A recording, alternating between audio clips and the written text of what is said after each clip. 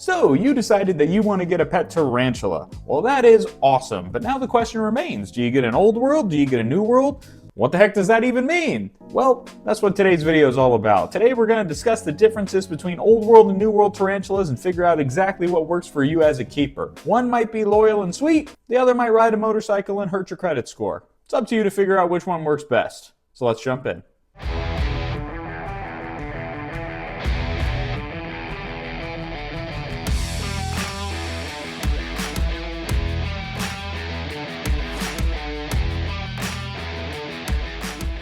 Welcome back to Copperhead Exotics, everybody. We've got a good episode planned for you today because we get to talk about spiders. It's always a good day whenever you get to talk about spiders. And before I get too deep into that, there's a couple things I want to address.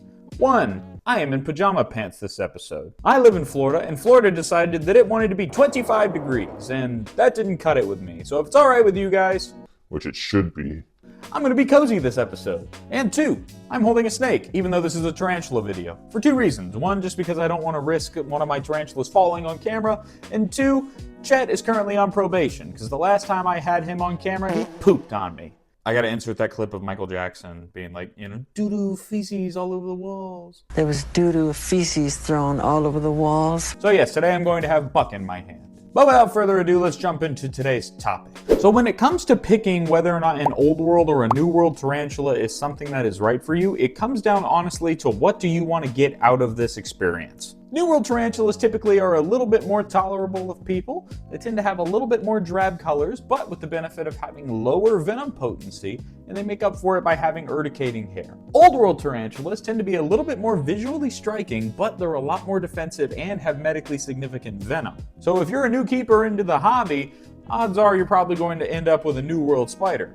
But let's talk about the pros and cons of each, just in case. Starting off with the new world spiders. New world spiders hail from the Americas, both North and South America, as well as the Caribbean islands. Spiders that are found in the New World lack medically significant venom, so their venom is no more than that of the average wasp or bee, and so they make up for it by having urticating hair.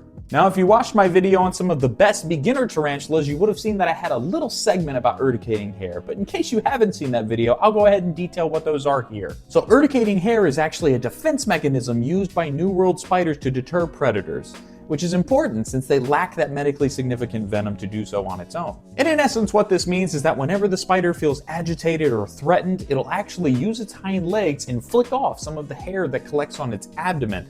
And this hair is actually barbed, almost like a little bristle, and it collects in your skin like fiberglass. It can cause really bad irritation, especially if you get it in your mouth or eyes. Now, thankfully for myself, I've never been struck by urticating hair by any of my tarantulas, but let me find some wood. But from what I hear, if you do get it in your mouth or eyes, it is a bad time. Urticating hair, for the most part, is the lesser of two evils. It makes up for a lack of bite, and these spiders, because they don't have medically significant venom, are very, very unlikely to act defensively. Now, obviously, temperament is going to vary from species to species, and sometimes it can even vary from molt to molt of the same spider, but for the most part, New World spiders tend to be not that defensive. There's obviously certain cases though where you can, like you can buy a Brazilian blue and have that thing threat pose you immediately. But for the most part, in the hobby, whenever you're getting into tarantulas, a lot of the hobby staple spiders are going to be these New World varieties, and they're going to be very, very tolerable of people. Things like your brachypelmas, your grammostolas, your aphanopelmas, things that I recommended in my beginners video. For a visual representation of the urticating hair, imagine that episode of King of the Hill where Dale's like fighting with somebody over a briefcase, and so he reaches in his pocket and throws some pocket sand at somebody. Give it! Pocket sand! It's just like that. I love that in that clip he like announces the move like he's like in Dragon Ball. Like he's a Pokemon, pocket sand. But yes, it's essentially the same exact thing as that. And another pro for a New World spider is that since importation from a lot of South American countries like Chile has actually been outlawed here in the United States, it means that if you're trying to find captive bred individuals of some of these species from those countries, it actually means that the only stock that you're going to be able to buy in the United States is captive bred, which is somewhat of a good thing. It's a good thing that you can buy captive bred individuals. It's a bad thing that it got to the point where they had to ban the importation since we were doing it so often. But at least some good came of it, right? And just like all things, there's a spectrum to this, right? So even if you do have a new world, I'd reckon that there are some new world spiders that are a little bit more difficult to keep than some beginner old world spiders. But say you've been keeping tarantulas for a little bit, or maybe you're new to this hobby, but you want something that isn't so safe, for lack of a better word, maybe an old world is something that you're interested in. Old world spiders come from Africa, Asia, some parts of Europe, and Australia, so pretty much anything that isn't the Americas. And old world spiders are awesome, don't get me wrong. However, they are not for everybody for a couple reasons. One, venom. These things pack a bite.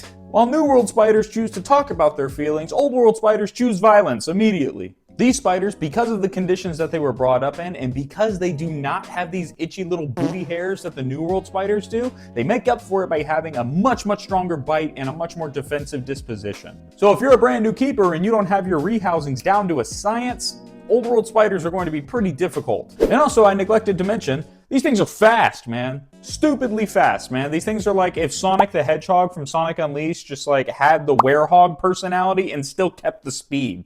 I understand that analogy is only going to hit home for like 2 people watching this, but I need you to know that for those 2 people who understood what I just talked about, the point got across. They probably just imagined the most terrifying creature ever conceived. But for the average person who isn't autistic, they can boogie, for sure. And the thing that makes it hard is because a lot of these species are so beautiful, man. They're so pretty to look at. So new people who get into this hobby, they see this really beautiful photo of this Poecilotheria species and they're like, I want that. and then they find out that this thing can send you to the hospital and it also has the speed of the Millennium Falcon. While there's technically nothing stopping you from starting there, I definitely recommend getting your rehouses in order. That way you can have the best experience with the spider, and the spider also isn't at risk of you making a fault that injures it. There are a ton of species out there that can sort of help you stepladder your way up to keeping that beautiful Poecilotheria species whenever you feel like you're ready for it. But yeah, the colors thing is really frustrating for new people because they just look so beautiful. They are gorgeous, but they hate you, and they want you to know that they hate you, like every girl you tried to talk to in high school.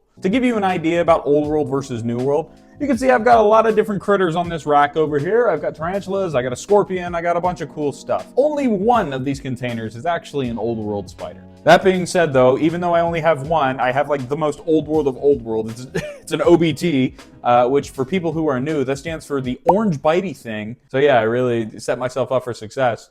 But even though I'm putting out all of these warnings and I'm saying, hey, don't get an old world spider as your first spider, here's the thing, right? I feel like the tarantula hobby has demonized old world spiders a little too much. We've communicated too much of the risk to new people, and so they think that old world spiders are just like the boogeyman incarnate.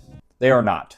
While yes, you should have a healthy amount of respect for old world spiders, and I would advise you to probably try another species before getting an old world spider. If you got an OBT as your first tarantula, but you did the research and you knew what you were getting into and you were prepared for that, you can still have an awesome time. And truth be told, I thought that my OBT was going to be much more OBT. I thought I was going to get threat postures and it was going to bolt out of its enclosure and all these other things. It really hasn't done any of that for me. I did kind of have a spooky experience unboxing the thing though, where before I could even realize where the spider was in the dram vial that it shipped from, it had already ran on top of my hand and going up my arm. And I want you to know this. If you're ever rehousing an old world tarantula and that thing, by the grace of God, ends up on your hand, you've lost. You've already lost. But mine has always acted a little bit more reclusive than aggressive. And I'd be willing to go out on a limb and say that's what most old worlds are going to be like. As long as you provide these animals with enough space for them to feel secure and enough food for them to be satisfied, I don't think a lot of old worlds are going to be that big of a problem to you. I think they would much rather choose to flee you than try to fight you. So if you genuinely are looking into having an old world, remember this. If they're super grumpy, you either need to give them space or give them a good meal. Just like your girlfriend. Hey, bada bing, bada boom. I guess that joke was so bad that it just destroyed my audio. I went to go edit this video and it was just completely blank from that point on. So yeah, in summary, regardless of if you go old world or new world spider, there's completely valid reasons to go either or. I'm of the opinion that if you really want to keep that big Poecilotheria species that you think is so pretty, maybe start off with something like a Psalmopaeus camerjai, you know, a Trinidad chevron or a sun tiger. Those are new world spiders that can kind of get you in the feel of that kind of insane speed, get you prepped for that. Because truth be told, if you can do a rehousing of a Venezuelan sun tiger and have no escapes or anything like that, you're already set. You can do whatever you want. Old world spiders, at the end of the day, are only scary to those who are unprepared for them. Yeah, I guess that's the summary of the entire video. But anyway, I hope you learned something today. I hope you figured out the difference between old world and new world spiders.